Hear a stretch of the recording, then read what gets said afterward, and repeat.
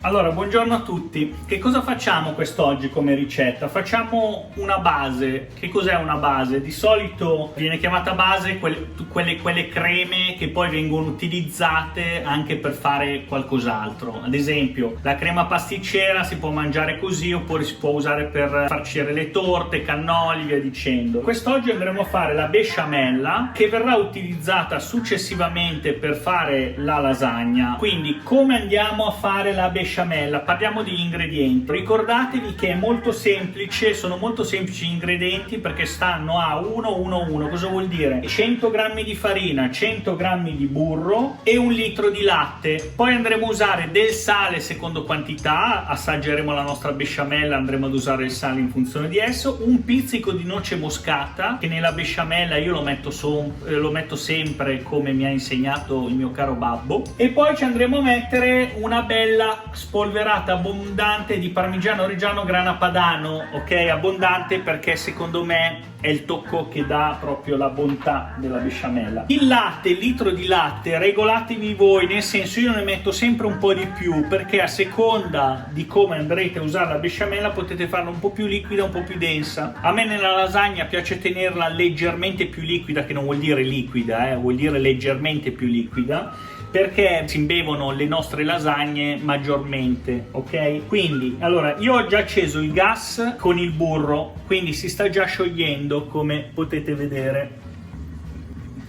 Portiamo intanto a ebollizione il nostro latte, perché appena verseremo la nostra farina setacciata inizieremo a girare con la frusta, si addenserà molto velocemente e dopodiché dovremo aggiungere un po' alla volta il nostro latte bollente, ok? Allora, il nostro burro si è sciolto, iniziamo ad aggiungere la nostra farina setacciata e iniziamo a girare. Ok, io l'aggiungo un poco per volta, ora l'aggiungerò tutta. Come vedete si addensa molto velocemente e formerà questa sorta di cremina. Il nostro latte nel frattempo avrà raggiunto il bollore e quindi iniziamo ad aggiungerlo un po' alla volta. Continuate a girare. Vedete che si addensa molto velocemente. Girate bene. Intanto mettete un pizzico di sale e aggiungete tutto il latte.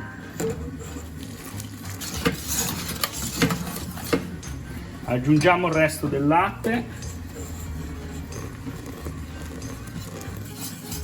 aggiungiamo un po' di noce moscata. Vedete che bella liquida ora? Quindi regolatevi, toglietela dal fuoco appena avete la consistenza che ritenete perfetta. Quindi attenzione, nel mio caso io non la voglio troppo densa ma neanche troppo liquida. Poi una volta che l'avete tolta dal fuoco andrete a regolare di sale.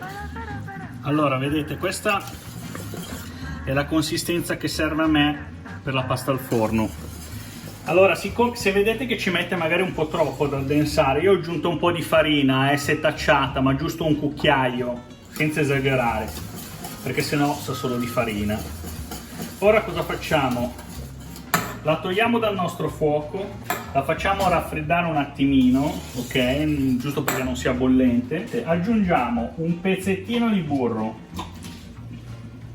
ok? Aggiungiamo almeno 100 g di parmigiano grana padano, anche di più, e poi andiamo a girare tutto, amalgamare bene. Mamma mia.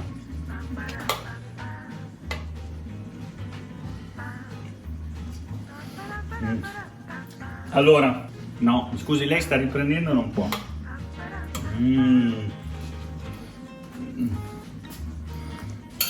Che buono. Allora, quest'oggi abbiamo fatto una besciamella eccezionale, veramente eccezionale. Mamma. Quindi la nostra lasagna lo sarà ancora di più. E quindi non dimenticatevi di andare a vedere la ricetta della lasagna. Ora vi saluto perché ho una fame della miseria, quindi non vedo l'ora di comporre la mia lasagna e ci vediamo per la prossima ricetta. Ciao, ci vediamo alla prossima.